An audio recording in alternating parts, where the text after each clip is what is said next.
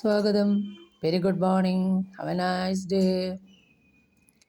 ഇന്നത്തെ ഡിവൈൻ മെസ്സേജിൽ ഇന്നൊരു റിലേഷൻഷിപ്പ് റീഡിംഗ് ആണ് എടുക്കുന്നത്. കുറച്ച് ലോങ് ആയിട്ടുള്ള ഒരു വീഡിയോ ആണ്. റിലേഷൻഷിപ്പ് ഇഷ്യൂസ്, അതാണ് നമ്മുടെ വിഷയം. അപ്പോൾ നമ്മൾ ആദ്യം നോക്കുന്നത് കറൻറ്റ് സിറ്റുവേഷൻ എന്നുള്ളതാണ്. ഈ റിലേഷൻഷിപ്പിലെ കറൻറ്റ് സിറ്റുവേഷൻ അല്ലെങ്കിൽ പ്രസൻറ്റ് റിയാലിറ്റി, അതാണ് നോക്കണം. അപ്പോൾ ആദ്യത്തെ വരിയിലുള്ള മിഡിലുള്ള കാർഡാണ് കറൻറ്റ് സിറ്റുവേഷൻ. ആ കറൻറ്റ് സിറ്റുവേഷൻ എന്താ നോക്കിയപ്പോൾ 6 ഓഫ് കപ്സ് ആണ്. 6 ഓഫ് കപ്സ് എന്ന് പറഞ്ഞു കഴിഞ്ഞാൽ സ്നേഹത്തിൻ്റെയും ഇമോഷൻസിൻ്റെയും കാർഡാണ് കപ്സ്. അപ്പോൾ ഇത് പഴയ കാലത്തെ ഓർമ്മകളെ, നൊസ്റ്റാൾജിയ, പഴയ കാലത്ത് ഉണ്ടായിരുന്ന ആ ബാല്യകാലം, അതിനെക്കുറിച്ചുള്ള സന്തോഷകരമായ ഓർമ്മകൾ, പഴയകാല സുഹൃത്തുക്കളായിട്ടുള്ള കാലം, പഴയ കാലത്തെ ഒരു സ്നേഹബന്ധം, അതിനെക്കുറിച്ചൊക്കെ പറയുന്ന കാർഡാണ് ഈ 6 ഓഫ് കപ്സ്.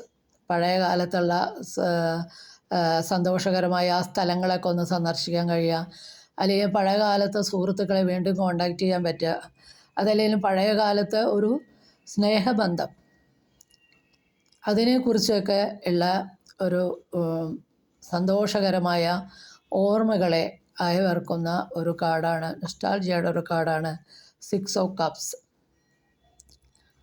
അതാണ് പ്രസൻറ്റുള്ള ഒരു കറൻറ്റ് സിറ്റുവേഷൻ. പിന്നെ അതിൻ്റെ അടുത്ത ഭാഗത്തുള്ള കാർഡാണ് നമ്മൾ നോക്കണേ, എന്താണ് ഇതിൻ്റെ സത്യാവസ്ഥ എന്നുള്ളത്.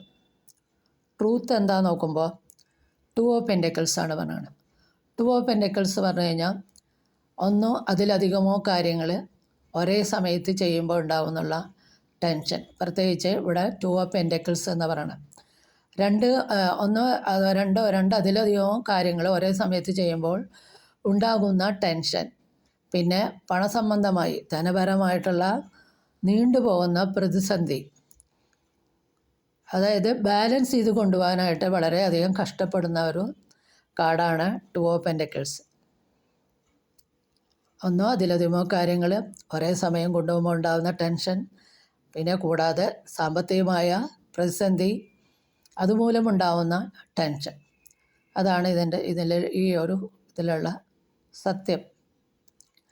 അപ്പോൾ അതിന് നേരെ താഴെയുള്ള കാർഡ് ഈ വ്യക്തി അറിയാത്തത് എന്താണെന്ന്. ഈ വ്യക്തിയുടെ ഉള്ളിൽ ഈ വ്യക്തി തന്നെ അറിയാതെ കിടക്കണ കാരണം എന്താണെന്ന് നോക്കുമ്പോൾ 5 ഓഫ് കപ്സ് ആണ്.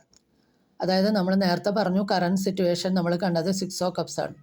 അപ്പോൾ പഴയ കാലത്തെ ആ സ്നേഹബന്ധങ്ങൾ, പഴയ കാലത്തെ ആ കുട്ടിക്കാലത്തെ സന്തോഷപൂർണ്ണമായ ഓർമ്മകളും, പഴയ കാലത്തെ ആ സ്നേഹബന്ധങ്ങളും, അതിലുണ്ടായിട്ടുള്ള പശ്ചാത്താപങ്ങളും നഷ്ടബോധങ്ങളും ഡിസപ്പോയിൻമെൻറ്റൊക്കെ ഈ വ്യക്തിയെ ഇപ്പോഴും അലട്ടുന്നുണ്ട് എന്നാണ് പറയണത്. അതുകൊണ്ട് ഈ കാർഡ് പറയണത് അതിനെയെല്ലാം മാറ്റിയിട്ട് വിട്ടുകളഞ്ഞ് മുന്നോട്ട് പോവുക എന്നുള്ളതാണ് ഈ താഴെയുള്ള കാർഡ് പറയണത്. ഇനി നമ്മൾ നോക്കണത് മുകളിലത്തെ വരിയിൽ 3-ാമത്തെ കാർഡ് നോക്കണത് ഇവരുടെ പാർട്ട്ണറുടെ എനർജിയാണ്. പാർട്ട്ണറുടെ എനർജി നോക്കുമ്പോൾ ടെമ്പറൻസ് എന്നുള്ള കാർഡാണ്. ടെമ്പറൻസ് എന്നുള്ള കാർഡ് മേജർ ആർക്കാന കാർഡാണ്. ഒരു ഏഞ്ചലിക് ഫിഗറാണ്, ഹൈലി ഇൻറ്റ്യൂട്ടീവാണ്. അപ്പോൾ ഈ കാർഡ് നമ്മളോട് പറയണത് ഒരുപാട് റിലേഷൻഷിപ്പിലൊക്കെ ആണെങ്കിൽ കുറച്ച് സഹനമൊക്കെ കഴിഞ്ഞ് വരുന്ന കാർഡായിരുന്നത്. അപ്പോൾ ഈ കാർഡ് പറയണത് നമ്മൾ ആക്റ്റീവായിരിക്കണം, ഗ്രൗണ്ടഡ് ആയിരിക്കണം, പ്രാക്ടിക്കലാവണം, നമ്മൾ മിതത്വം പാലിക്കണം എന്നുള്ളതാണ്. അപ്പം നമ്മൾ ഇതിൻ്റെ ഇടയിലുള്ള പ്രശ്നം നോക്കിയപ്പോൾ സാമ്പത്തിക പ്രശ്നമാണെന്ന് നമ്മൾ കണ്ടു. ഇവിടെ ഈ ടെമ്പറൻസ് ഉള്ള കാർഡ് നമ്മളോട് പറയണം മിതത്വം പാലിക്കണം എന്നുള്ളതാണ്.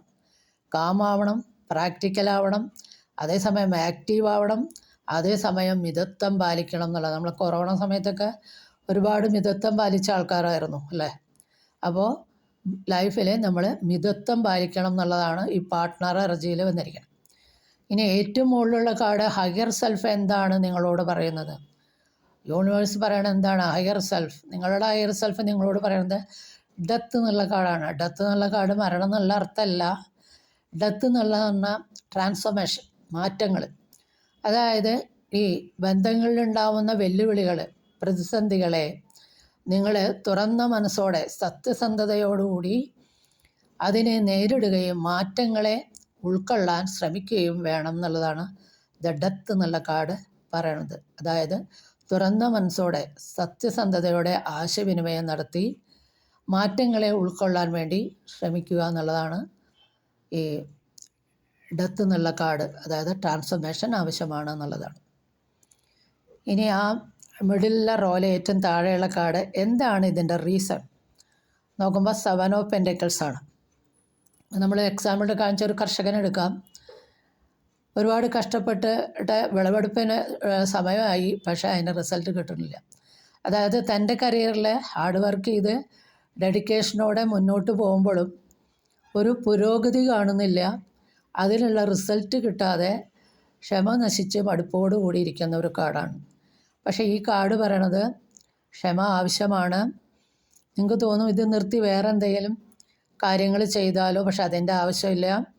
നിങ്ങളുടെ ഹാർഡ് വർക്കിനും ഡെഡിക്കേഷനുള്ള റിസൾട്ട് നിങ്ങൾക്ക് വരാൻ പോകുന്നു.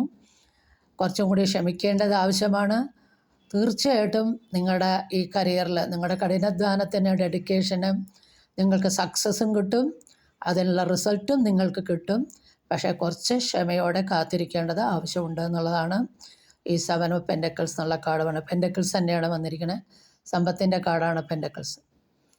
അടുത്ത കാർഡ് എന്താണ് നിങ്ങൾ ചെയ്യേണ്ടത് നോക്കുമ്പോൾ പേജ് ഓഫ് കപ്സ്.